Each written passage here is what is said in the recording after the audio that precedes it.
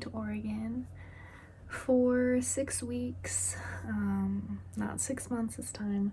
I've been barely home for not even 2 months before deciding to leave again, this time to Oregon.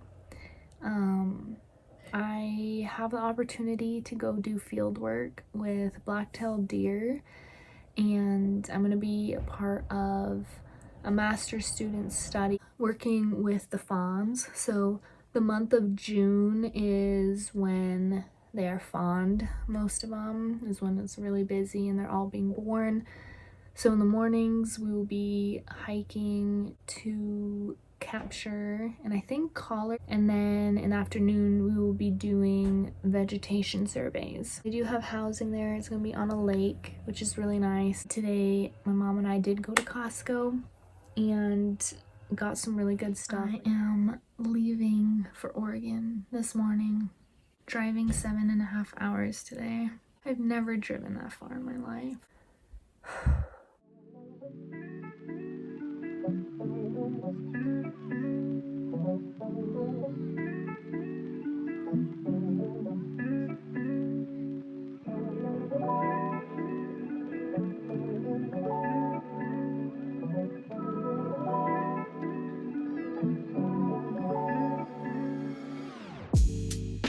So it's about 1.5 hours to my destination. So I stopped at the Lava Monument Visitor Center and I'm hiking one of the little trails here. All of this is molten lava rocks.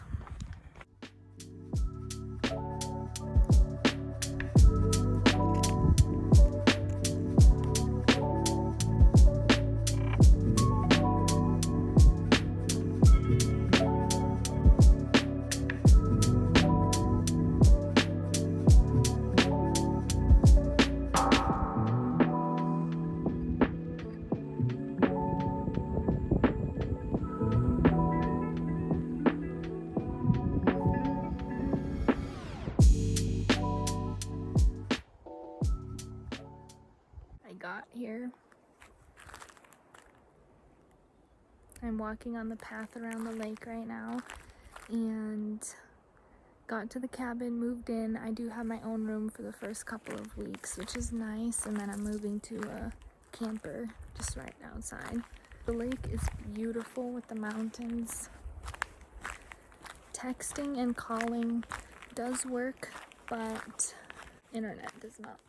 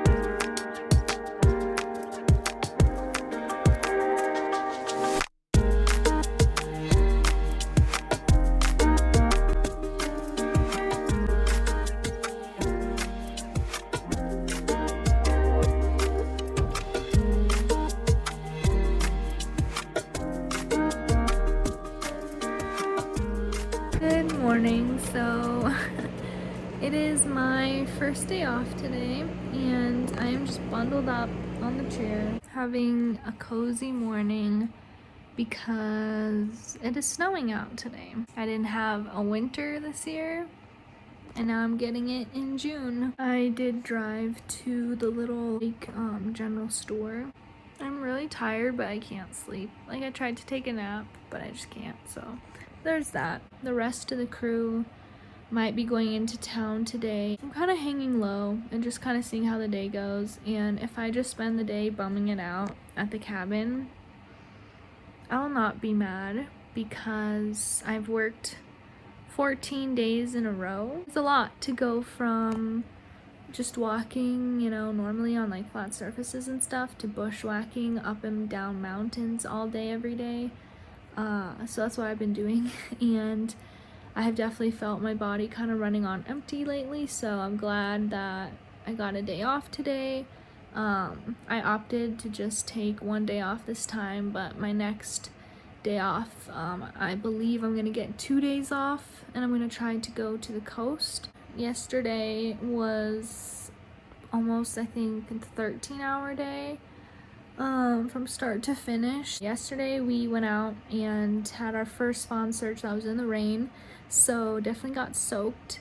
I had rain gear and stuff. My shoes are not waterproof anymore. They're the ones I took on my backpacking trip and crossed rivers with, so they're not waterproof anymore. But we have a very handy dandy boot dryer, so dried those last night. I also have an extra pair. Found one fawn at that site, and here singletons are not really the norm, twins are, so I don't know, we just found one. We did search a lot for the second one, didn't find one, so we ended up leaving. We went from like blue sky to rain type thing, so it did get really chilly though yesterday. But then after that, we did some monitoring, and then we did a vegetation survey, and then we were gonna go finish monitoring. And then it turns out, as soon as we got service, 2 more VITs went off. VIT stands for vaginal implant transmitter. Hopefully YouTube doesn't censor me. Essentially, they insert that into the doe when they collar the doe, so that when she has babies, it comes out. So anyway, we got 2 alerts for that. Went to this first site, found the VIT. Wasn't even sure if fawns were born. We ended up finding 2. And then the second site we went to, which was already pretty late by then, we searched and did not find anybody. So they went back and searched that this morning. And depending on weather, I guess they'll either do a veg survey or go to town. So yeah, that's why I'm just kind of hanging out. Loving it.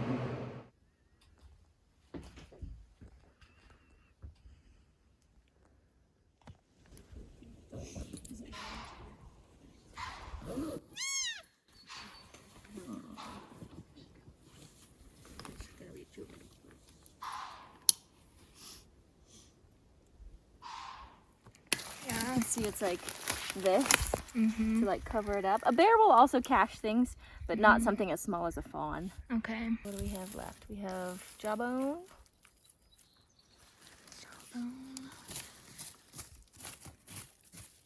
More jaws, more crushed bones. And then yeah, this little hide that's been turned inside out almost. And what part of the head of the body do we have left here? Yeah, I think it is the underside. Cats are also just like little surgeons, and like the way they're able to pull it off, but like essentially shear the hide completely off the skin, or just completely off all the muscle, without like ripping it and shredding it, is just, that kind of just screams cat to me. It was also like turned inside out. I bet you might have died like yesterday morning, and the cat was, there's a lot of bone shards. Still like moving it around. Yeah, still moving it around. And probably came back, ate the last of his cash, and left.